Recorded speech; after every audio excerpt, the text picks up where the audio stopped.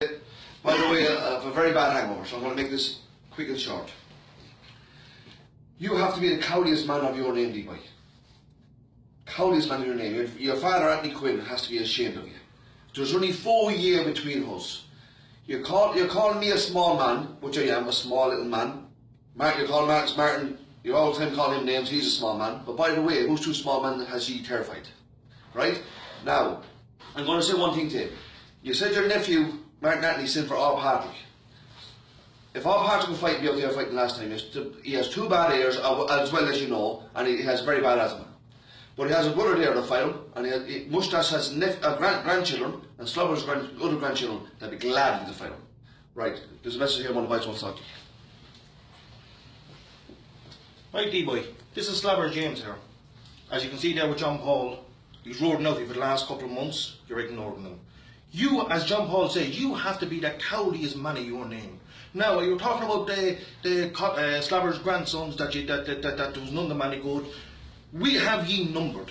The way it is now, as John Paul says, from both sides, if you want to match them and see who comes out the best, you're the man that always brings in the money to it. You put a bet on it, and it'll be a private bet between me and you. Now, D-boys, another thing I want to say to you. Now, there's other people there in your family that's saying nothing, but you're the man that's dragging them into it, and you're the man that's getting them into trouble, and you're the man that's starting it, hiding from other people. You're like an owl.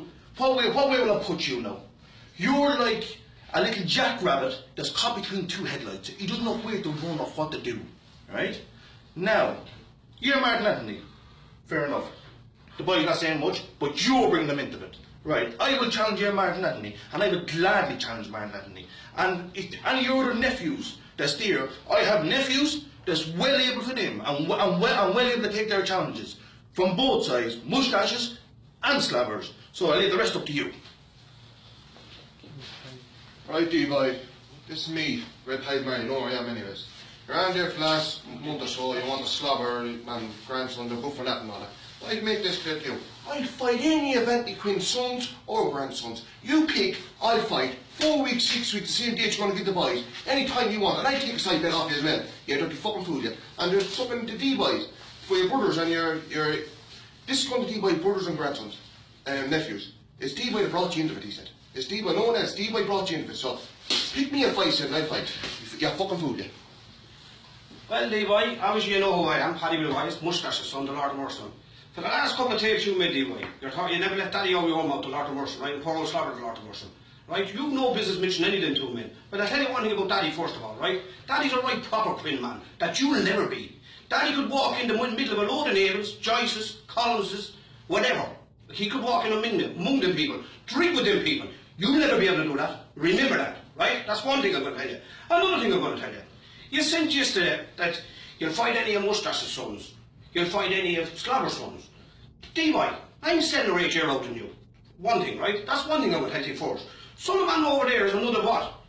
12 to 14 year old, a sick old fella, right? I'm not too ahead of myself, mind you, but still, right? Sick old fella. So I'm 7 or 8 year old, yeah? Some man's 12 or 14 year old, yeah? And you won't fight, you want to fight Hus, and you won't fight John Paul, that's 4 years younger than you. Cop yourself handy, boy. Go back and look at the tape and cop yourself hand. There's 4 years between you and John Paul. There's 7 or 8 between me and you. There's 14 between you and Sullivan. So you're making a show of yourself, John Paul. And another thing, as James said, you've got the Patrick there, right? Never had an argument with the man in my life. Drank him a couple of pints, I haven't got a problem with him. But the fact that you constantly mention my father and my brother's names, when you win the fight, John Paul, send Patrick out to me. Now I know Patrick's not saying nothing, I accept that.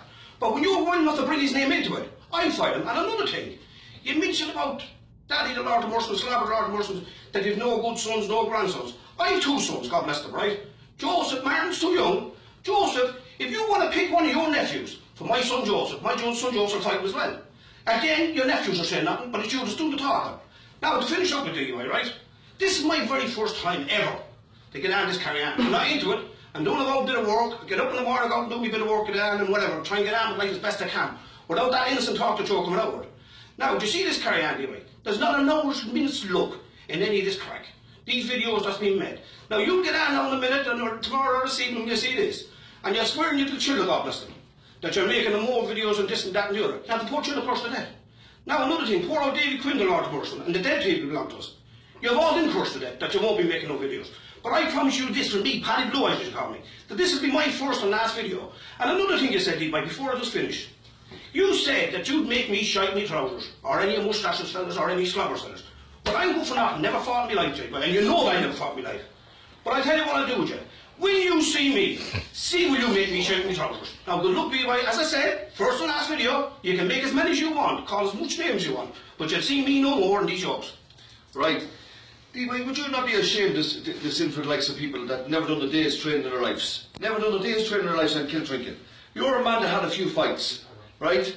You're only a young man, Deeboy, you're not an old man. You are the cowardliest man of your name, Deeboy. You should be ashamed of yourself. You should.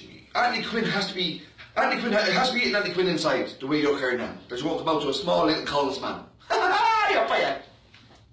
Now, Deeboy, as Paddy says, he made it quite clear and he hit the nail on the head. You're talking about two proper, right, decent travelling men. My father, Lord of Mushtashs, and Mushtashs, Lord of Mushtashs. A lot better men than you'll ever be, as Paddy says. And I don't want to go over the same story as Paddy, but Paddy hit the nail on the head. I am telling you, and you take it from me, you leave my father's name or your mouth, and you leave Mushtash's name or your mouth. Oh, no, let's go.